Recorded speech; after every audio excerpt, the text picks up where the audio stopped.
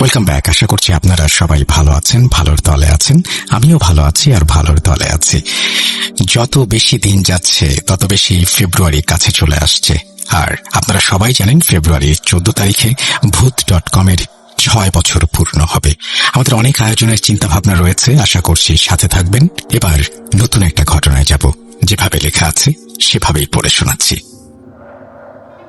Hello Rasel ভাই, আশা করি আপনি ভালো আছেন। আমি মিনহাজুল ইসলাম সৈকত। আপনি 2019 সালের 18 জানুয়ারি তৎকালীন ভূত এফএম-এ আমার একটি ইমেইল পড়েছিলেন। সেটি ছিল প্রথম এবং শেষ। এরপর আর কোনো লেখা পাঠানো হয়নি। আজ 9 ডিসেম্বর 2025। গ্রামের বাড়িতে শীতের ছুটি কাটাতে এসেছি। আমাদের গ্রাম সম্পর্কে একটি আশ্চর্যজনক ঘটনা প্রচলিত আছে, সেটি আজ লিখতে বসেছি। আশা করি ভালো লাগবে। কোনো ভুল ত্রুটি হলে ক্ষমা সুন্দর দৃষ্টিতে দেখবেন। আর কথা না বাড়িয়ে এবার মূল অংশে চলে যাই। মহান আল্লাহ তাআলা যুগে যুগে আমাদের মাঝে অনেক ধার্মিক ও পরহেজগার মানুষ পাঠিয়েছেন, যাতে করে তারা আমাদের বিভিন্ন ধর্মীয় শিক্ষা দিতে পারেন। এসব আলোকিত মানুষ ধর্মীয় শিক্ষার পাশাপাশি নিজেদের জ্ঞান এবং আল্লাহ প্রদত্ত নানা কেরামতের মাধ্যমে সমাজের উপকার করে গেছেন। এদের আমরা সহজ ভাষায় পীর সাহেব বলে ডাকি। বর্তমানে এমন ইমানদার পীর সাহেব খুঁজে পাওয়া দুষ্কর হলেও আজ থেকে প্রায় 100 বছর আগে আমাদের গ্রাম বালিকান্দায় একজন বিখ্যাত পীর সাহেব ছিলেন, যাকে সবাই মরহুম সাহেব নামে চিনত। সে সময় তার খ্যাতি ছড়িয়ে পড়েছিল পুরো এলাকা জুড়ে। এলাকাবাসীর যে কোনো সমস্যায় তিনি নিঃস্বার্থভাবে এগিয়ে আসতেন। বালিকান্দা থেকে প্রায় 7 গ্রাম দূরে বফলগাড়ি নামের একটা গ্রামে আরেকজন পীর সাহেব থাকতেন, ইয়ারউদ্দিন সাহেব। তিনি ছিলেন মরহুম সাহেবের ঘনিষ্ঠ বন্ধু। তারা দুজন মিলে আশেপাশের মোট 9টি গ্রামের মানুষের সেবা করতেন। 1950 সালের দিকে আমাদের এলাকায় ভয়াবহভাবে কলেরা ছড়িয়ে পড়ে। গ্রামের পর গ্রাম মানুষ মারা যেতে থাকে। লোকমুখে শোনা যায় সে সময় কোনো অপশক্তির প্রভাবে এই কলেরা ছড়িয়ে পড়েছিল। এমন মহামারীর সময় মরহুম সাহেব ও ইয়ারউদ্দিন সাহেব বিভিন্ন তদবিরে লিপ্ত হন। কথিত আছে তাঁরা জিনদের মাধ্যমে চিকিৎসা করতেন। আল্লাহ রহমতে সে যাত্রায় কলেরার ভয়াবহ প্রকোপ ঠেকানো সম্ভব হয়। এরপর আরো একটি আশ্চর্যজনক ঘটনা ঘটে। শোনা যায় তারা দুজন মিলে দীর্ঘদিন এক বিশাল সাধনার মাধ্যমে 9টি গ্রামকে ঘিরে একটি অদৃশ্য বলয় তৈরি করেন, যাতে কোনো অপশক্তি গ্রামের মানুষের ক্ষতি করতে না পারে। অলৌকিক কথা কি জানেন? আমার দাদুর কাছ থেকে শোনা 1971 সালে যখন সারা দেশে যুদ্ধ, লাখ লাখ মানুষ প্রাণ হারাচ্ছে, তখন আমাদের এলাকায় যুদ্ধ তো দূরের কথা, কোনো হানাদার বাহিনী পর্যন্ত প্রবেশ করতে পারেনি। একবার একদল পাকিস্তানি বাহিনী জিপে করে বফলগাড়ি আক্রমণ করতে এসেছিল। বফলগাড়ির প্রবেশ পথে ছিল একটি বড় ব্রিজ। তারা যখনই সেই ব্রিজ পার হওয়ার চেষ্টা করে, ঠিক তখনই ব্রিজটি ভেঙে নদীতে পড়ে যায়। সেই ঘটনায় একজন হানাদার বাহিনীর সদস্যও জীবিত ফিরে যেতে পারেনি। বার্ধক্যজনিত কারণে 1960-এর দশকে পীর সাহেব মরহুম ও ইয়ারউদ্দিন সাহেব ইন্তেকাল করলেও সেদিন গ্রামবাসী বুঝেছিল মৃত্যুর আগে তারা এমন এক অদৃশ্য বলয় তৈরি করে গেছেন, যা আজও এই গ্রামের মানুষকে আগলে রেখেছে।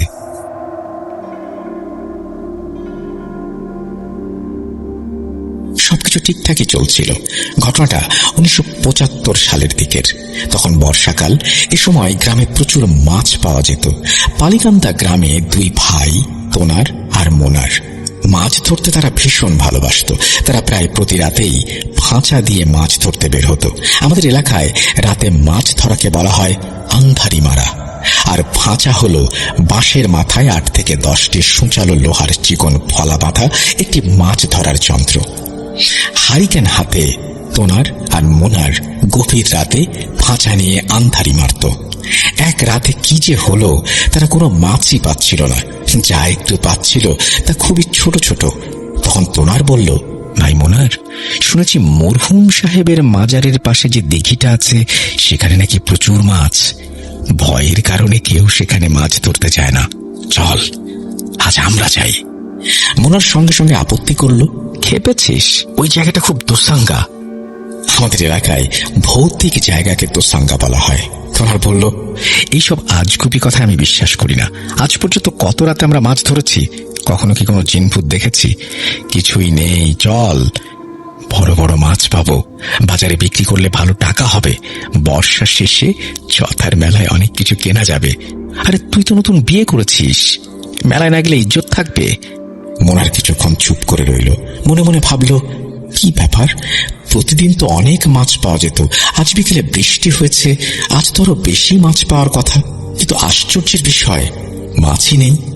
আরো আশ্চর্যের ব্যাপার যে তোনার জিন ভূতের ভয়ে একা কখনো রাত্রে বের হতে চায় না, মাছ ধরতে আনার জন্য যাকে জোর করতে হয় সে হঠাৎ বলছে মরহুম সাহেবের মাজারের পাশের দিঘিতে মাছ ধরতে যাবে।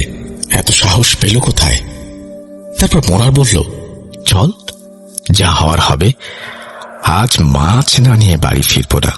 যেই কথা সেই কাজ, দুজনে রওনা দিল মরহুম সাহেবের মাজারের পাশের দিঘির দিকে। অবাক করার মতো ব্যাপার, অল্প সময়ের মধ্যেই তারা একের পর এক বিশাল বিশাল শোল মাছ ধরতে লাগলো। এত বড় শোল মাছ তারা আগে কখনো দেখেনি। অল্প সময়ে দুটো ব্যাগ ভরে গেল। আর মাছ রাখার জায়গা না থাকায় মোনার বলল, তোরা রে, আজ এই পর্যন্তই থাক, কাল আবার আসবো, চল বাড়ি যাই, রাত অনেক গভীর হয়ে গেছে। তোরা রাজি হলো, কিন্তু বাড়ি ফেরার জন্য যেই না পা ফেলল তখনই তারা দেখল বিশাল লম্বা একটা সাদা সাপ তাদের পথ আটকে আড়াআড়ি ভাবে শুয়ে আছে। এমন অদ্ভুত সাপ দেখে দুজনেরই পিলে চমকে গেল। মোনা নিজেকে সামলে তোনারকে বলল, ভয় পাস না, এটা মরহুম সাহেবের মাজারের জায়গা, কিছু হবে না, চল অন্য পাশ দিয়ে যাই। কিন্তু অন্য পাশ দিয়ে যেতে গিয়েও তারা দেখল সেই একই সাপ পথ আটকে শুয়ে আছে। তারা দোয়া দরুদ পড়তে লাগলো, অনেক চেষ্টা করলো, কিন্তু কিছুতেই কিছু হলো না। ঠিক তখনই মেঘের ভয়ঙ্কর গর্জনের সঙ্গে শুরু হলো তুমুল বৃষ্টি। সেই বৃষ্টিতে তাদের হ্যারিকেন নিভে গেল। চারপাশে ঘুটঘুটে অন্ধকার, কিছুই দেখা যাচ্ছে না, কিন্তু আশ্চর্যের ব্যাপার সেই অন্ধকারের মাঝেও সাপটিকে স্পষ্ট দেখা যাচ্ছিল। তোনার এবার রেগে অন্ধ হয়ে গেল। এতটা রাগ মনে হলো সাপটি তাদের জন্ম জন্মান্তরের শত্রু। রাগে গর্জে উঠে সে ফাঁচা দিয়ে সাপটিকে আঘাত করলো। ফিনকি দিয়ে রক্ত ছিটকে এসে পড়ল তাদের গায়ে। মোনার চিৎকার করে উঠল, তুই কি সর্বনাশ করলি? বাঁচতে চাইলে এখনই তোড়তে। দুজনেই অন্ধকারে দিক আন্দাজ করে প্রাণপণে ছুটতে লাগলো। কাঁটা ও গাছের আঘাতে তাদের শরীরের অনেক জায়গা কেটে গেল, কিন্তু সেই যন্ত্রণাগুলো তখন তাদের কাছে তুচ্ছ মনে হচ্ছিল। এক দৌড়ে তারা মাজার এলাকা পেরিয়ে বড় কাঁচা রাস্তায় উঠল। ঠিক তখনই মাজারের দিক থেকে ভেসে এলো বিকট কান্নার শব্দ। তোনার বাড়ি যেতে চাইছিল, কিন্তু মোনার বলল, বাঁচতে চাইলে খাদেমের কাছে চল। তারা এক দৌড়ে মাজারের খাদেম নাসিরুল্লাহর কাছে গিয়ে হাজির হল। তোনার আর মোনারকে দেখেই তিনি ভীষণ রেগে গেলেন এবং তাদের মারতে উদ্যত হলেন। ভয়ে তারা খাদেমের পায়ে ধরে ক্ষমা চাইতে লাগলো। তোনার কাঁদতে কাঁদতে বলল, আল্লাহর দোহাই লাগে খাদেম সাহেব, আমরা ভয়ঙ্কর ভুল করে ফেলেছি। আপনি আল্লাহর কাছের মানুষ, দয়া করে আল্লাহর রহমতে আমাদের এই বিপদ থেকে বাঁচান। খাদেম নাসিরউদ্দিন কান্নায় ভেঙে পড়লেন, বললেন, তোদের জন্য আজ 9 গ্রামের মানুষ বিপদে পড়ে গেল। নিজের অজান্তেই তোরা কত বড় সর্বনাশ ডেকে এনেছিস তা কল্পনাও করতে পারবি না। এবার শুরু হবে মৃত্যুর খেলা। তোরা আমার হুজুর জিন আল হুদকে নির্মম ভাবে হত্যা করেছিস। মরহুম সাহেব আর ইয়ারউদ্দিন সাহেব 3টি পবিত্র স্থানকে কেন্দ্র করে যে অদৃশ্য বলয় তৈরি করেছিলেন সেটা গ্রামকে বিভিন্ন অপশক্তির হাত থেকে রক্ষা করত। প্রথম কেন্দ্র মরহুম সাহেবের মাজার, দ্বিতীয় কেন্দ্র ইয়ারউদ্দিন সাহেবের মাজার, আর তৃতীয় কেন্দ্র এই 2 মাজারকে সংযোগ করা রেখার মধ্যবিন্দু। বলে রাখা ভালো, সেই মধ্যবিন্দুতেই অলৌকিকভাবে 2 পীর সাহেবের জীবদ্দশায় এক রাতের মধ্যে একটি মসজিদ গড়ে উঠেছিল। নাসিরউদ্দিন বললেন, আল হুদ, আল জামি, আল আজিজ এরা আপন 3 ভাই। মরহুম সাহেব ও ইয়ারউদ্দিন সাহেবের বন্ধু জিন। কোন শয়তানি শক্তি যেন বলয় ভেদ করে গ্রামের মানুষের ক্ষতি করতে না পারে, সেজন্য তারা বলয়টি রক্ষণাবেক্ষণ করত। আল হুদ প্রথম কেন্দ্রের, আল জামি দ্বিতীয় কেন্দ্রের, আল আজিজ তৃতীয় কেন্দ্রের, আর তোরা তোরা আল হুদকে হত্যা করলি? আল হুদ এবং তার অনুসারী 51টি জিন একত্রে বহু বছর ধরে এক শক্তিশালী শয়তানি পিশাচ জিন ও তার 40টি অনুসারী শয়তানি জিনকে বলয়ের ভেতরে প্রবেশ করতে বাধা দিয়ে আসছিল। কিন্তু সেই পিশাচ জিনটি গত কয়েক বছর ধরে প্রচুর শক্তি সঞ্চয় করেছিল এবং ধীরে ধীরে বলয়ের কিছু দুর্বলতা খুঁজে বের করেছিল। অবশেষে আজ এই অমাবস্যার রাতে নিজের পূর্ণ শক্তি প্রয়োগ করে সে প্রথম কেন্দ্রে ভয়ঙ্কর আক্রমণ চালায়। আল হুদ ও তার অনুসারী জিনেরা এই আক্রমণের চাপ সামলাতে হিমশিম খাচ্ছিল। ঠিক সেই সময় এক জিন এসে আমাকে জানায়, তোরা দিঘিতে থাকা শোল মাছের রূপধারী জিনগুলোকে ধরে বস্তাবন্দি করছিস। এর ফলে আল হুদের শক্তি কমে যাচ্ছিল। সেই কারণেই আল হুদ তোদের পথ আটকে দাঁড়িয়েছিল, যাতে তোরা জিনগুলোকে ছেড়ে দিস।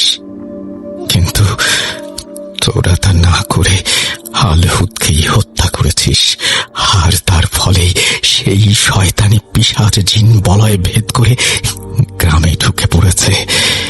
এই কথা বলেই খাদেম নাসিরউদ্দিন তোরার এবং মোনারকে পানি পড়া ও তাবিজ দিয়ে বললেন, এইগুলা নিয়ে যা, আর কোনো দিন আমার চোখের সামনে আসবি না। এরপর থেকেই শুরু হলো পিশাচ জিনের নির্মম অত্যাচার। মনে হতে লাগলো যেন ক্ষুধার্ত একদল হায়েনা পুরো গ্রামে হানা দিয়েছে। মানুষ প্রকাশ্যে একের পর এক ভয়াবহ জিন অত্যাচারের শিকার হতে লাগলো। এতদিন বলয় ভেদ করতে না পারায় তাদের ক্রোধ যেন আরো ভয়ঙ্কর হয়ে উঠেছিল। মনে আছে কি 1950 সালের দিকে যখন কলেরায় গ্রামের পর গ্রাম মানুষ মারা গিয়েছিল? সেটাও কোনো সাধারণ কলেরা ছিল না, এক অপশক্তির প্রভাবেই সেই কলেরা ছড়িয়েছিল। আর সেই অপশক্তিটাই ছিল এই পিশাচ জিন। আজ সে আবার কলেরাকে সঙ্গে করে ফিরে এসেছে। এই ঘটনাগুলো গ্রামের বৃদ্ধ লোকেরা সবাই জানে। এর পরের ঘটনাটি আমি আমার এক দাদু নাম সলিমুল্লাহ তার কাছ থেকে শুনেছি। তিনি ছিলেন খাদেম নাসিরউদ্দিনের সেবক। তিনি বলেছিলেন, যখন গ্রামের পর গ্রাম মানুষ মরতে শুরু করল, তখন খাদেম নাসিরউদ্দিন ইয়ারউদ্দিন সাহেবের মাজারের খাদেম সোহরাব আলী, জিন আল জামি ও আল আজিজ এই সমস্যার সমাধানের জন্য প্রথম কেন্দ্রে একটি জরুরি বৈঠক করেন। সেখানে সিদ্ধান্ত হয় তারা পিশাচ জিনটির সঙ্গে কথা বলবে এবং কি করলে সে গ্রাম ছেড়ে যাবে সে বিষয়ে একটি সমঝোতায় পৌঁছানোর চেষ্টা করবে। কিন্তু পিশাচ জিনটি ছিল অত্যন্ত শক্তিশালী। কার শরীরে তাকে হাজির করা হবে এই প্রশ্নে সবাই গভীর দুশ্চিন্তায় পড়ে গেল, কারণ জিন হাজির হলে সেই মানুষটি মৃত্যুবরণ করতে পারে। অবশেষে উপায় না পেয়ে খাদেম সোহরাব আলী বললেন, আমি তুলার আসি, আমি ওই শয়তানটিকে ধারণ করতে পারবো ইনশাল্লাহ। আল্লাহর রহমত এবং ইয়ারউদ্দিন সাহেবের দেয়া জ্ঞান আমার সঙ্গে আছে। দিনক্ষণ ঠিক হলো। এক শুক্রবার গভীর রাতে নির্ধারিত সময়ে পিশাচ জিনটিকে খাদেম সোহরাব আলীর দেহে হাজির করা হলো। যতটা সহজে বলা যায়, জিন হাজির করা মোটেও ততটা সহজ ছিল না। অনেক লোভ দেখিয়ে, অনেক কষ্ট সহ্য করে তাকে অবশেষে হাজির করা হয়। প্রথমেই তার নাম জানতে চাওয়া হলো। সে অত্যন্ত চালাক, শক্তিশালী এবং ভীষণ অহংকারী এক জিন। সে বলল, আমার নাম জাল্লান, আমাকে এখানে ডাকা হয়েছে কেন? এই বলেই সে হুঙ্কার দিতে লাগলো এবং চিৎকার করে বলতে শুরু করলো, এই 9টি গ্রাম আমি ধ্বংস করে ফেলব। এই অসীম শক্তির অধিকারী স্বয়ং ইবলিসের অনুসারী। তোদের মতো তুচ্ছ মানুষ আর জিন আমার পায়ের ধুলোর থেকেও নগণ্য। মরহুম ইয়ারউদ্দিন আমাকে ধোঁকা দিয়ে এই 9টি গ্রামকে বলয়ের মাধ্যমে অদৃশ্য করে রেখেছিল, যাতে আমি মানুষের ক্ষতি করতে না পারি। কিন্তু আজ তোরা কি করবি? কে রক্ষা করবে তোদের আমার হাত থেকে? এই বলে জাল্লান বিকট হাসিতে ফেটে পড়ল। তখন খাদেম নাসিরউদ্দিন বললেন, জাল্লান, নিরীহ মানুষের জীবন নিয়ে তোর লাভ কি? আল্লাহ আছেন, তাকে ভয় কর, সবাইকে ছেড়ে দে। জাল্লান বিদ্রুপ করে বলল, নিরীহ মানুষ? এই গ্রামগুলো দেখ নাসিরউদ্দিন, মানুষ কত পাপে লিপ্ত। এদের মেরেই আমার শক্তি বৃদ্ধি করব। নাসিরউদ্দিন বললেন, জাল্লান, কিসের বিনিময়ে তুমি এই 9টি গ্রামকে মুক্তি দেবে বলো? জাল্লান বলল, বিনিময়? তোদের মতো তুচ্ছ মানুষ আমাকে কি দিতে পারবে? আমি এদের সবাইকে মারব আর উপহার নেব আমার প্রভুর কাছ থেকে।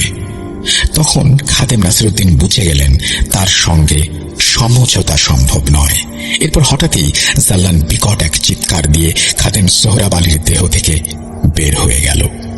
জাল্লান খাদেম সোহরাব আলীর দেহ থেকে বেরিয়ে যাওয়ার সঙ্গে সঙ্গেই চারপাশের বাতাস হঠাৎ ভারী হয়ে উঠল, যেন নিঃশ্বাস নিতেও কষ্ট হচ্ছিল। মোমবাতির শিখাগুলো একে একে নিভে গেল, আর প্রথম কেন্দ্রটি ঘন অন্ধকারে ডুবে গেল। খাদেম সোহরাব আলী মাটিতে লুটিয়ে পড়লেন। তার মুখ ফ্যাকাশে, ঠোঁট নীল হয়ে গেছে। কয়েক মুহূর্ত মনে হলো তিনি আর বেঁচে নেই। সবাই আতঙ্কে হে আল্লাহ বলে উঠল। খাদেম নাসিরউদ্দিন দ্রুত কোরআনের আয়াত পাঠ করতে শুরু করলেন। খাদেম সোহরাব আলী ধীরে ধীরে চোখ খুললেন। ক্ষীণ কণ্ঠে বললেন, বহু বছরের পুরনো যুদ্ধ আবার নতুন করে শুরু হতে চলেছে। বলয় নতুন করে তৈরি না করলে 9টি গ্রাম কেউ রক্ষা করতে পারবে না। আল জামি ও আল আজিজকে ডেকে নাসিরউদ্দিন বললেন, হুজুর, আপনারা পীর সাহেবের বন্ধু। এতদিন নানা বিপদে আপনারা এই গ্রামকে রক্ষা করেছেন। আপনারাই বলুন কিভাবে আবারও জাল্লানের হাত থেকে গ্রামকে রক্ষা করা সম্ভব। আলসামি বলল, দেখো নাসিরউদ্দিন, মরহুম ও ইয়ারউদ্দিন ছিলেন অত্যন্ত প্রখর জ্ঞানের অধিকারী। তারা তাদের ইলমের মাধ্যমে এই শয়তানকে একসময় গ্রাম থেকে তাড়িয়ে দিয়েছিল, কিন্তু এতদিনে শয়তানটি শতগুণ শক্তিশালী হয়ে উঠেছে। একে তাড়াতে হলে আমাদের আরো শক্তির প্রয়োজন হবে। পাশাপাশি বলয়টিকেও সম্পূর্ণ নতুন করে নির্মাণ করতে হবে। আল আজিজ বলল, জাল্লানকে তাড়ানোর চেয়ে তাকে হত্যা করাই সহজ। তবে তার জন্য জাল্লানের বংশ পরিচয় এবং তার দুর্বলতা খুঁজে বের করতে হবে। এ কাজের জন্য তোমাদের জিনদের জগৎ সেরাফাইন আর কানাতে যেতে হবে। সেখানে আমার বন্ধু ফিমান তোমাদের সাহায্য করবে। সব মিলিয়ে তোমাদের হাতে মাত্র 3 দিন সময় আছে, কারণ আমি, আল জামি আর আমাদের সহযোগী জিনেরা মিলে যেভাবেই হোক 3 দিনের বেশি এই শয়তানদের আটকে রাখতে পারবো না। এরা অত্যন্ত শক্তিধর এবং সরাসরি শয়তানের কাছ থেকেই তারা ক্ষমতা পায়। খাদেম নাসিরউদ্দিন ও সোহরাব আলী ফিমানের সাথে দেখা করতে সেরাফাইন আরাকানের উদ্দেশ্যে রওনা হলেন। আল জামি তাদের নিয়ে 3য় কেন্দ্রের মসজিদে পৌঁছালেন। তখন জামি কয়েকটি বাক্য উচ্চারণ করতেই মসজিদের এক কোণে একটি গোপন দরজা খুলে যায়। সেই দরজা দিয়েই তারা দুজন অন্য জগতে চলে যায়। এরপরে ঘটনাগুলো সামিউল্লাহ দাদু খাদেম নাসিরউদ্দিনের কাছ থেকে শুনেছিলেন। তিনি বলেছিলেন, আমিও সোহরাব আলী দরজা দিয়ে ভেতরে প্রবেশ করতেই সাদা কাপড় পরিহিত গোলাপের পাপড়ির মতো সুন্দর এক যুবক আমাদের সালাম দিল। আমরা সালামের উত্তর দিয়ে জিজ্ঞেস করলাম ফিহমান হুজুরের সঙ্গে দেখা করার উপায় কি। যুবকটি আমাদের তাকে অনুসরণ করতে বলল। তার সঙ্গে এগিয়ে যেতে যেতে আমরা সেরাফাইন আরাকানের অপরূপ সৌন্দর্য উপভোগ করছিলাম। সুসজ্জিত শহর পৃথিবীর কোথাও এমন আছে বলে মনে হয় না। শহরটির শৃঙ্খলা, আলো আর নির্মল পরিবেশ আমাদের মুগ্ধ করল। তাকে অনুসরণ করতে করতে আমরা এক বিশাল প্রাসাদে পৌঁছালাম। সে একটি কক্ষ দেখিয়ে বলল, এটাই ফিহমান হুজুরের কক্ষ। আমরা সালাম দিয়ে অনুমতি নিয়ে কক্ষে প্রবেশ করলাম। এরপর ফিহমান হুজুরের কাছে আমাদের সব কথা খুলে বললাম। সব শুনে ফিহমান বললেন, জাল্লান এক প্রাচীন জিন। তারপর তিনি একটি বই আমাদের হাতে দিয়ে বললেন সেটি পড়তে। বইটি পড়লেই জাল্লানের ইতিহাস জানা যাবে। বই লেখা ছিল, জাল্লান একসময় একজন ইমানদার জিন ছিল এবং রাহাবিল নামক এক শহরের মন্ত্রী ছিল। কিন্তু জিনদের শয়তানের ধোঁকায় পড়ে সে ক্ষমতার লোভে অন্ধ হয়ে যায়। একসময় শয়তানকে খুশি করতে সে মানুষের শিশুদের বলি দিতে শুরু করে। রাহাবিলের রাজা বিষয়টি জানতে পেরে তাকে শহর ছাড়তে বাধ্য করে। সম্মান, পরিবার সবকিছু হারিয়ে জাল্লান মানুষের উপর আরো বেশি ক্রুদ্ধ হয়ে ওঠে। জাল্লানের শক্তির উৎস হল মানুষ হত্যা, আর জাল্লানের শক্তির শেষ হল আত্মহতি। এই কথা শোনার পর সোহরাব আলী যেন গভীর চিন্তায় ডুবে গেল। আমি জিজ্ঞেস করলে সে বলল, কিছু না নাসিরউদ্দিন। এই সময় কৌতূহলবশত সোহরাব ফিহমান হুজুরকে বলল, আপনি আল হুদ, আল জামি ও আল আজিজ সম্পর্কে জানেন? তারা কিভাবে মরহুম ও ইয়ারউদ্দিন সাহেবের কাছে পৌঁছেছিলেন? ফিহমান হুজুর কিছুক্ষণ নীরব থেকে বললেন, এই 3 ভাইয়ের বাবা ছিলেন সেরাফাইন আরাকানার এক উচ্চ পদস্থ রক্ষক ও রাজদরবারের বিশ্বস্ত প্রতিনিধি। জিনদের জগতে যখন অশান্তির ছায়া ঘনিয়ে আসছিল, তখন ভবিষ্যৎ নিরাপত্তার কথা ভেবে তিনি তার 3 পুত্রকে মানুষের জগতে পাঠিয়ে দেন। তিনি নিজ হাতে তাদের মরহুম সাহেবের পিতার তত্ত্বাবধানে রেখে যান, যেন তারা মানুষের মাঝে থেকে ধৈর্য, ত্যাগ ও দায়িত্বের শিক্ষা নিতে পারে। সেখানেই মরহুম সাহেব ও ইয়ারউদ্দিন সাহেবের সঙ্গে তাদের পরিচয়। আর সেই পরিচয় সময়ের সাথে রূপ নেয় অটুট বন্ধুত্বে। নাসিরউদ্দিন ফ্রিম্যানকে জিজ্ঞেস করলেন কিভাবে জাল্লানকে হত্যা করা সম্ভব। ফ্রিম্যান বললেন, যার জানার কথা সে ইতোমধ্যেই জেনে গেছে জাল্লানকে কিভাবে বধ করতে হবে। এই বলে তিনি সোহরাবের দিকে তাকিয়ে মুচকি হাসলেন। এরপর ফ্রিম্যান আমাদের হাতে নীল রঙের পবিত্র পানি তুলে দিয়ে বললেন, এই পানি জাল্লানের শক্তিকে অল্প সময়ের জন্য দুর্বল করে দিতে সক্ষম। জাল্লানের সঙ্গে যুদ্ধের সময় এটি তোমাদের কাজে লাগবে। তোমাদের অবশ্যই শুক্রবার রাতে জাল্লানকে হত্যা করতে হবে। অন্য সময়ের তুলনায় এ সময় তার শক্তি কিছুটা কম থাকে। ফ্রিম্যানের কাছ থেকে বিদায় নিয়ে আমরা সেই সুন্দর যুবককে বললাম আমাদের গ্রামে পৌঁছে দিতে। সে আমাদের 3য় কেন্দ্রের মসজিদে পৌঁছে দিল। সেদিন ছিল বুধবার, অর্থাৎ জাল্লানকে হত্যা করতে আরো 1 দিন অপেক্ষা করতে হবে। এদিকে আল জামি ও আল আজিজ সর্বশক্তি দিয়ে গ্রামকে জাল্লানের ক্ষতি থেকে রক্ষা করে চলেছেন। নাসিরউদ্দিন ও সোহরাব আলী আল জামি ও আল আজিজকে সঙ্গে নিয়ে সিদ্ধান্ত নিলেন শুক্রবার জুম্মার নামাজের পর গ্রামবাসীদের নিয়ে মিলাদ ও দোয়ার আয়োজন করা হবে এবং মরহুম সাহেবের মাজার জিয়ারত করা হবে। এমন কঠিন সময়ে মহান আল্লাহর দয়া ছাড়া আর কোনো শক্তিই তাদের রক্ষা করতে পারবে না। শুক্রবার দিন 7টি খাসি জবাই করা হলো।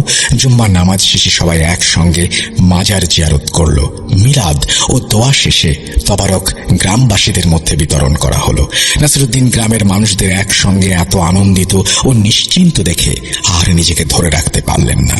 চোখ ভিজে উঠল তার। ঠিক সেই সময় সলিমুল্লাহ জিজ্ঞেস করলেন, হুজুর, আপনি কাঁদছেন কেন? নাসিরউদ্দিন ভারী কণ্ঠে বললেন, দেখো, গ্রামবাসীরা কত আনন্দে আছে, কত খুশি, কিন্তু এই খুশি হয়তো তাদের শেষ খুশি। আজ রাতই হতে পারে তাদের সবচেয়ে ভয়ঙ্কর রাত। সলিমুল্লাহ শান্ত স্বরে বলল, হুজুর, আল্লাহর উপর ভরসা রাখুন, তিনি অবশ্যই আমাদের সাহায্য করবেন।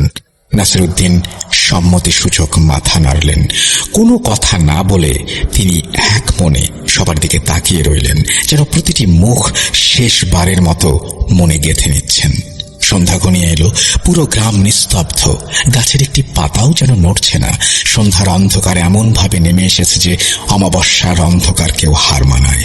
কালো ছায়ায় ধীরে ধীরে পুরো গ্রাম আকাশ ঢেকে গেল। হঠাৎ বাতাস ভারী হয়ে উঠল। বুকের ভেতর অজানা চাপ অনুভূত হলো। দূরের অদৃশ্য কোনো স্থান থেকে ভেসে এলো চাপা গর্জনের মতো শব্দ, যেন অশুভ কিছু জেগে উঠেছে। আর সেই অন্ধকারের ভেতরেই লুকিয়ে আছে জাল্লানের উপস্থিতি। নাসিরউদ্দিন ও আল আজিজ মিলে আবারও জাল্লানকে সোহরাবের শরীরে হাজির করালো। সোহরাবকে একটি ছোট গোল বৃত্তের মধ্যে বন্দী করে রাখা হলো। সলিমুল্লাহ একটি কালো খাসি নিয়ে সেই বৃত্তের ভেতরে রাখল। এরপর সোহরাব শরীরের ওপর ফিহমানের দেয়া নীল পবিত্র পানি ছিটিয়ে দিতেই জাল্লান সোহরাবের শরীর ছেড়ে খাসিটির শরীরে প্রবেশ করল। আল আজিজ নাসিরউদ্দিনকে বললেন, এখনই খাসিটাকে জবাই করো, তাহলেই জাল্লান খতম হবে। সোহরাব তখন অচেতন অবস্থায় পড়ে আছে। নাসিরউদ্দিন একটি ধারালো ছুরি হাতে নিয়ে খাসিটিকে জবাই করতে এগিয়ে গেল, কিন্তু হঠাৎই কি একটা অদ্ভুত ঘটনা ঘটল। তার পা যেন পাথর হয়ে গেল। এক কদমও সামনে এগোতে পারছে না। আল আজিজ উৎকণ্ঠিত কণ্ঠে বলল, কি করছো নাসিরউদ্দিন? জলদি করো, শয়তানটাকে আর বেশি সময় কাবু করে রাখা যাচ্ছে না। নাসিরউদ্দিন কাঁপা গলায় বলল, হুজুর, মনে হচ্ছে আমার পা পাথর হয়ে গেছে, কোনো মতেই নাড়াতে পারছি না। আল আজিজ তখন সলিমুল্লাহকে বলল, জলদি নীল পানি খাসিটির ওপর ছিটিয়ে দাও, আমরা জাল্লানের শক্তিকে আর কাবু করতে পারছি না। সলিমুল্লাহ যেই নীল পানি হাতে নিল ছিটিয়ে দেওয়ার জন্য, ঠিক তখনই এক ঝটকায় যেন কেউ তার হাত থেকে পানির পাত্রটি ফেলে দিল। পলকের মধ্যেই সেখানে হাজির হলো আল জামি। আল আজিজ বিস্ময়ে আল জামিকে উদ্দেশ্য করে বলল, ভাই, তুমি সব কি করছো? জাল্লানকে হত্যা করতে বাধা দিচ্ছ কেন? আল জামি কঠোর স্বরে বলল, চুপ কর, বাঁচতে চাইলে জাল্লানকে ছেড়ে দে। আল আজিজ হতভম্ব হয়ে গেল। ভাই, তুমি সব কি বলছো? জাল্লানকে ছেড়ে দিলে সবাইকে হত্যা করবে, তুমি কেন জাল্লানের পক্ষ নিচ্ছ? আল ইসামি হেসে বলল, আমি অনেক দিন এই তুচ্ছ মানুষের গোলামি করেছি। আমার জন্ম রাজত্ব করার জন্য, গোলামি করার জন্য নয়। যেদিন ইয়ারউদ্দিন সাহেব ইন্তেকাল করেন সেদিন সবাই শোকাহত ছিল। সেই রাতেই আমি দ্বিতীয় কেন্দ্রের বাইরে জাল্লানের আহ্বান শুনতে পাই। সে আমার ইচ্ছার কথা জানত। আমাকে বলেছিল গ্রামে তাকে প্রবেশ করাতে পারলে আমাকে সেরাফাইন আরকানার রাজা বানিয়ে দেবে। এই ক্ষমতার লোভ আমি কিভাবে ছাড়ি বলো? সেদিন থেকেই আমি হয়ে যাই জাল্লানের দাস। জাল্লান যখন শক্তি সঞ্চয় করে ফিরে আসে তখন আল হুদ তার বাহিনী নিয়ে জাল্লানকে পরাজিত করেছিল। তখন আমি ও জাল্লান মিলে আল হুদকে হত্যা করার পরিকল্পনা করি। সেই রাতে আমি তোনারের শরীর বশ করি। আমি সেদিন তোনার ও মোনারকে মাজারে নিয়ে যাই। তোনারের মাধ্যমেই আল হুদকে হত্যা করি। এরপর প্রথম কেন্দ্র ধ্বংস করে জাল্লানকে গ্রামে প্রবেশ করতে সাহায্য করি। এসব শুনে আল আজিজ ক্রোধান্বিত হয়ে আল জামের ওপর আক্রমণ করল। আল আজিজ ও তার সহকারী জিনেরা মিলে আল জামিকে বন্দী করল। এই সুযোগে নাসিরউদ্দিন ছুরি হাতে নিয়ে খাসিটিকে জবাই করল এবং স্বস্তির নিঃশ্বাস ফেলল। আল জামি ও জাল্লান দুই শয়তানি শেষ। এখন গ্রামবাসী মুক্ত। নাসিরউদ্দিন আল্লাহর শুকরিয়া আদায় করতে লাগলো। সবাই মনে করল যুদ্ধ শেষ, জাল্লান পরাজিত হয়েছে, শয়তানের প্রভাব থেকে মানুষ মুক্তি পেয়েছে। কিন্তু ঠিক তখনই সবাইকে হতবাক করে দিয়ে মৃত খাসিটির জবাই করা গলা ভেদ করে কালো ধোঁয়া বেরিয়ে আসতে লাগলো এবং মুহূর্তের মধ্যেই অদৃশ্য হয়ে গেল। নাসিরউদ্দিন বিস্ময়ে আল আজিজকে জিজ্ঞেস করল, এটা কি ছিল? আল আজিজ গম্ভীর কণ্ঠে বলল, শয়তান জাল্লান এখনো মরেনি। সে আমাদের সব পরিকল্পনা ব্যর্থ করে পালিয়ে গেছে। তাহলে উপায়?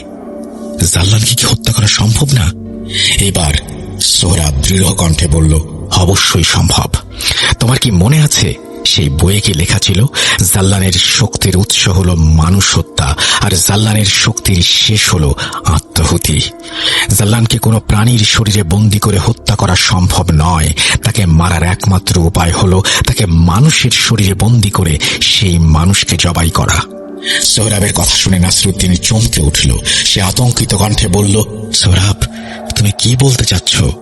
সোহরাব শান্তভাবে বলল, গ্রামবাসীদের বাঁচানোর জন্য এর বাইরে আর কোনো উপায় নেই। আমার মৃত্যুর মাধ্যমে যদি গ্রামবাসীদের জীবন রক্ষা হয় তবে আমি অবশ্যই এই নেক কাজে পিছপা হব না। এরপর সে নাসিরউদ্দিনের দিকে তাকিয়ে বলল, জাল্লান যখন আমার শরীরে প্রবেশ করবে তখন তুমি আমাকে জবাই করবে নাসিরউদ্দিন। এই কথা শুনে নাসিরউদ্দিন আর নিজেকে সামনে রাখতে পারল না। সে সোহরাবকে জড়িয়ে ধরে অঝরে কাঁদতে লাগলো। সোহরাব তাকে সান্ত্বনা দিয়ে বলল, বন্ধু, আমার একটি প্রাণের বিনিময়ে আজ হাজারো মানুষের প্রাণ রক্ষা পাবে। আমার জীবনের জন্য আমার কোনো আফসোস নেই, বরং আজ আমি খুশি, কারণ আল্লাহ আমাকে মানুষের জন্য আত্মাহুতি দেওয়ার সুযোগ দিয়েছেন। রাত গভীর হতে লাগলো। চারপাশে আবার সেই অস্বাভাবিক নিস্তব্ধতা নেমে এলো। আল আজিজ ধীরে ধীরে বলল, জাল্লান এমনিতেই আর ফিরে আসবে না। সে জানে আমরা তার দুর্বলতা খুঁজে বের করেছি। তাকে আবার ধরতে হলে ফাঁদ পাততে হবে। নাসিরউদ্দিন বিস্মিত হয়ে জিজ্ঞেস করল, কিরকম ফাঁদ? আল আজিজ উত্তর দিল, জাল্লান এখন দুর্বল ও আহত, তার শক্তি প্রয়োজন। এখন সে মানুষ হত্যা করতে চাইবে। যতদূর জানি গ্রামে যে 7 মাথাওয়ালা খেজুর গাছ আছে সেইখানে জাল্লান থাকে। আমাদের একজন তুলারাশির মানুষ প্রয়োজন হবে যাকে জাল্লানের টোপ হিসেবে ব্যবহার করতে হবে, কারণ এই অবস্থায় জাল্লান কোনোভাবেই সোহরাবের শরীরে প্রবেশ করবে না। এই অবস্থায় তারা গ্রামের একজন তুলারাশি মানুষকে বেছে নিল জাল্লানকে টোপ দেবার জন্য। সেই ব্যক্তি খেজুর গাছের সামনে গিয়ে জাল্লানকে আহ্বান করল এবং বলল, জাল্লান, আমি তোর দাস হতে চাই। আমি রূহ সমর্পণ করছি যাতে তোমার মাধ্যমে শক্তি সঞ্চয় করে ওদের পরাস্ত করতে পারি। জাল্লান তখন মুমূর্ষ, তার শক্তির প্রয়োজন। এই জন্য সম্ভবত সে সহজেই ওই ব্যক্তির দেহে প্রবেশ করল।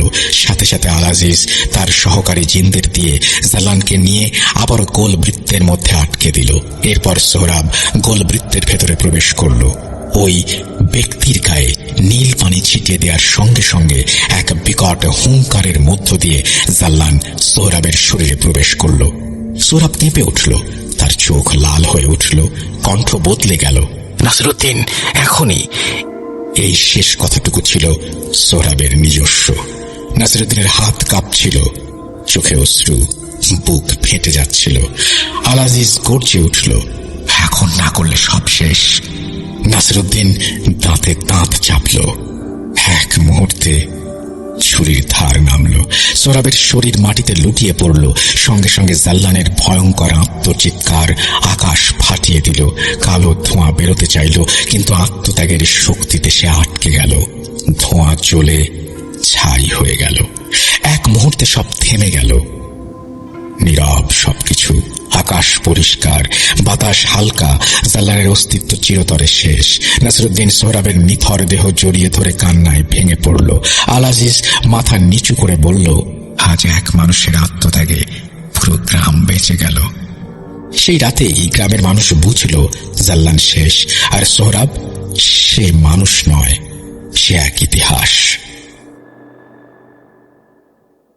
ধন্যবাদ আমার ঘটনাটি পড়ে শোনানোর জন্য। আপনার কণ্ঠে প্রতিটি ঘটনারও জীবন্ত হয়ে ওঠে। মাশাআল্লাহ, আপনার এই অনন্য, তারপরে তিনি প্রশংসা করেছেন, সেটা আমি আর নাই পড়লাম। পরিশেষে তিনি বলতে চেয়েছেন যে দীর্ঘজীবী হোক ভূত.com রাসেল ভাই।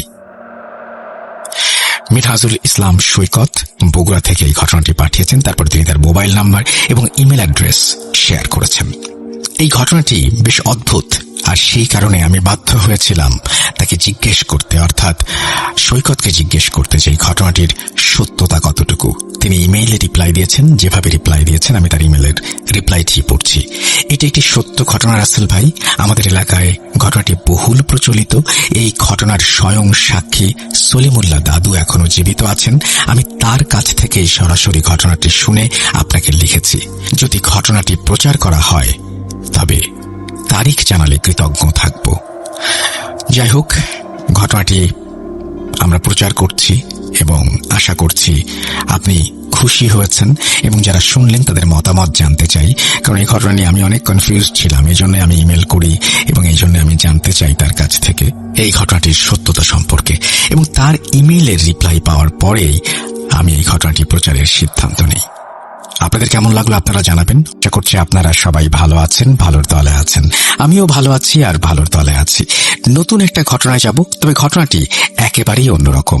আপনারা ইমেইল শুনেছেন, আপনারা অডিও ক্লিপ শুনেছেন, কিন্তু এইবার আমরা প্ল্যান করেছি বাংলাদেশের বিভিন্ন জায়গায় ভূত.com এর স্টুডিও থাকবে, এবং সেইখানে আমাদের যারা ঘটনা শোনাতে চান তারা আসবেন, ঘটনা শোনাবেন।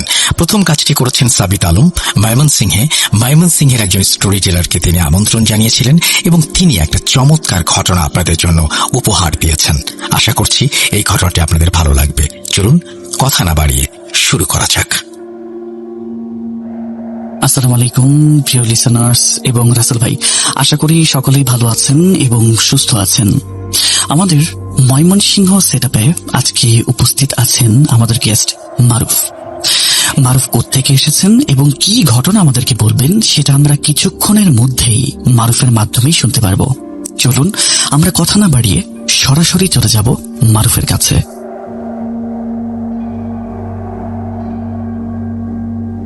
আসসালামু আলাইকুম, আমি আজকে উপস্থিত আছি। আমার নাম হচ্ছে মোহাম্মদ আব্দুল আল মারুফ। আমি ময়মনসিংহেরই সন্তান।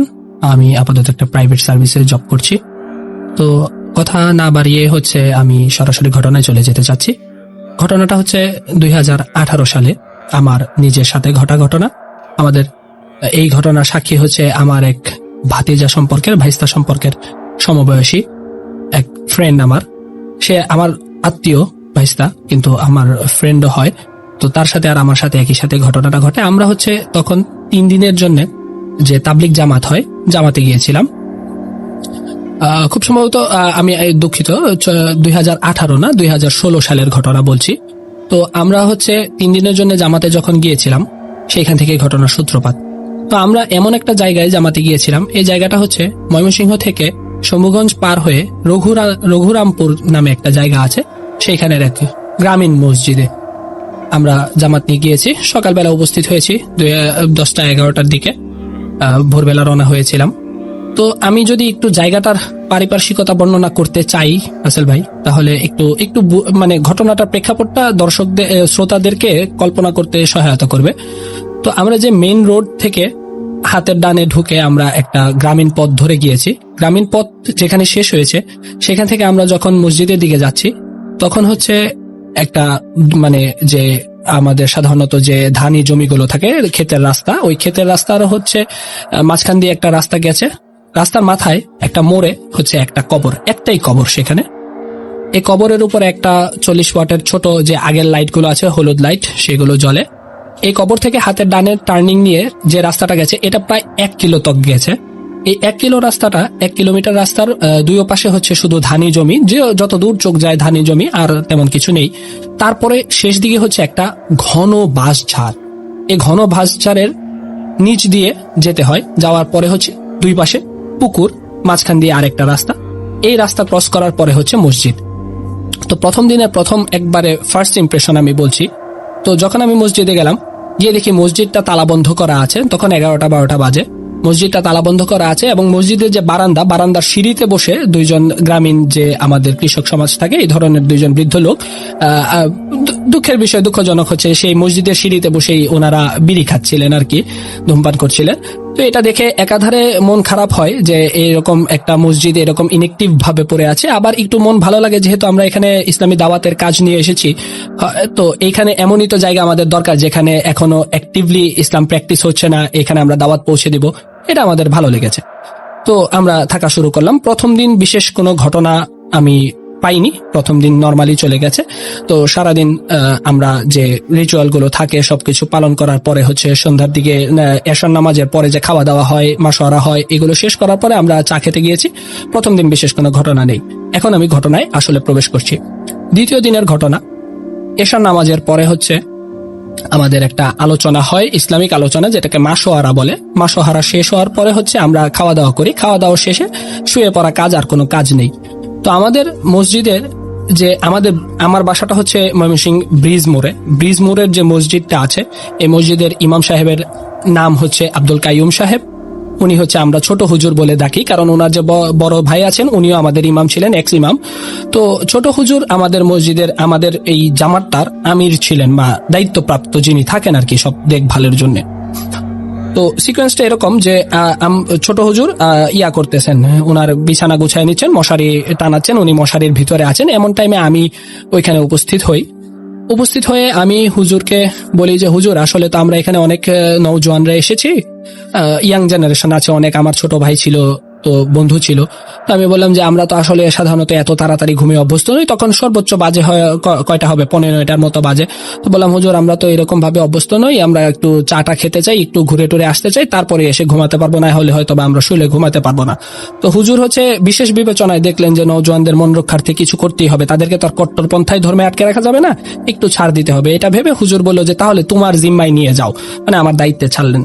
হুজুর আমাকে পছন্দ করতেন, আমার লাইফস্টাইল বা আমার চলাফেরা পছন্দ করতেন, ছোট থেকে আমি মসজিদে যাই পছন্দ করতেন। তো হুজুর যখন ছাড়লো তখন আমি গেলাম। তো আমি যাওয়ার আগেই ছোটরা যারা ছিল তারা হচ্ছে সবার আগে দৌড় দিয়ে তারা চলে গেছে অনেক দূর। তো রয়ে গেলাম আমি আর ওই যে আমার ভাইস্তার নাম হচ্ছে আবিদ। তো আবিদ আর আমি গেলাম হচ্ছে, যাচ্ছি। তখন বাসঝাড়টা আমরা ক্রস করেছি।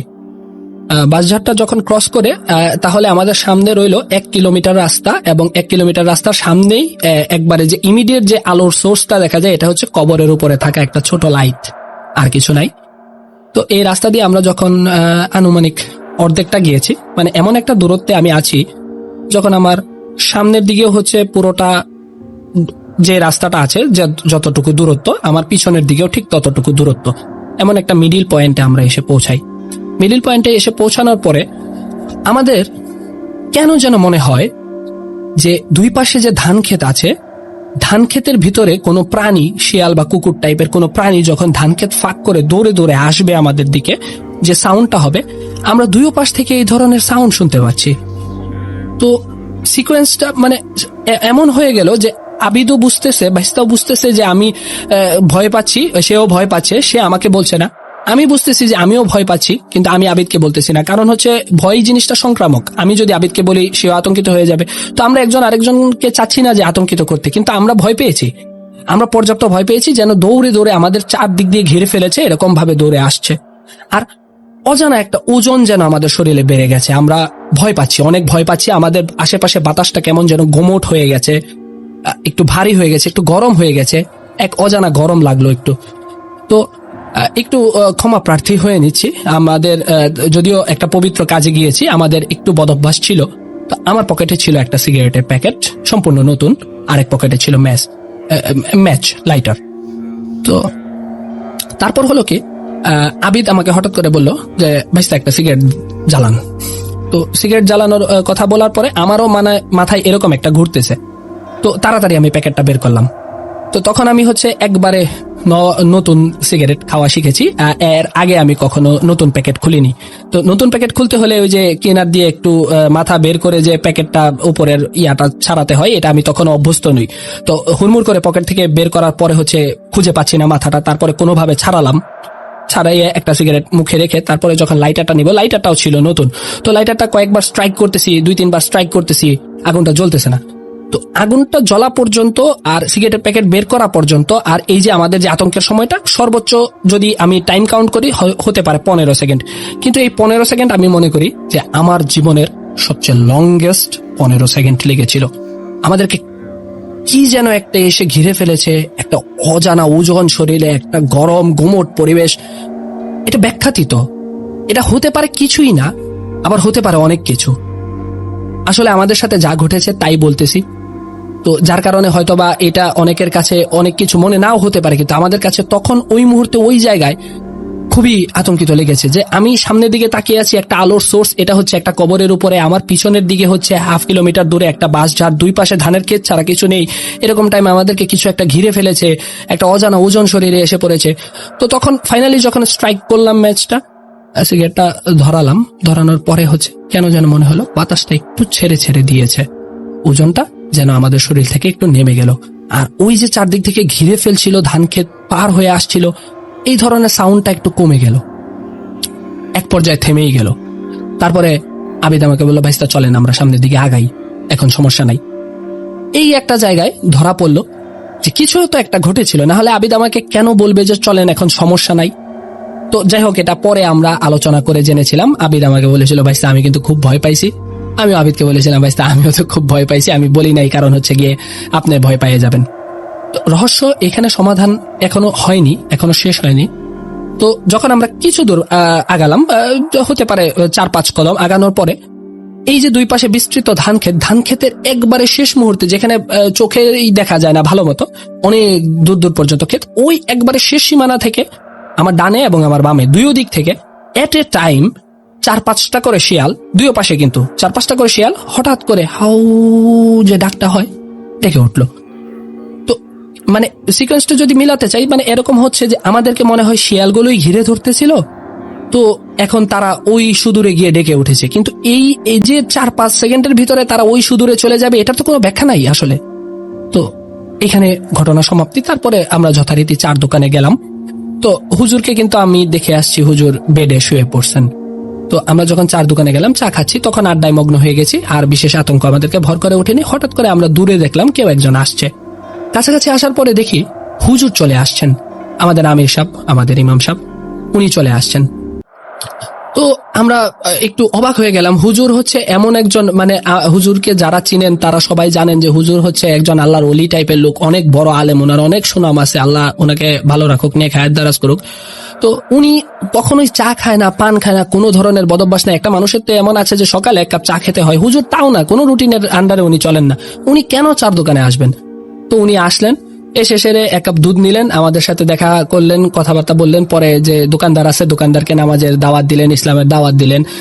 তারপরে বলতেছেন আমাকে, এই তোমরা যাবা না? তখন আমি বললাম হুজুর আপনি যান, আমরা আসতেছি। হুজুর বলে না, আইসেই যখন পড়ছি একসাথে যাব।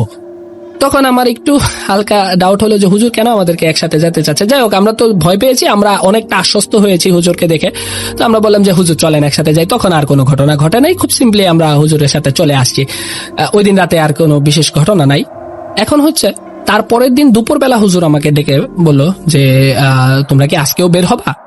এই প্রশ্নে আমি বুঝলাম যে কিছু একটা রহস্য আছে। তখন হুজুরকে জিজ্ঞেস করলাম যে হুজুর বের তো হতে চাচ্ছি, আমাদের সাথে তো কালকে এরকম এরকম একটা কিছু ঘটছিল, আমরা একটু ভয় পেয়ে গেছি, কোনো সমস্যা আছে কি?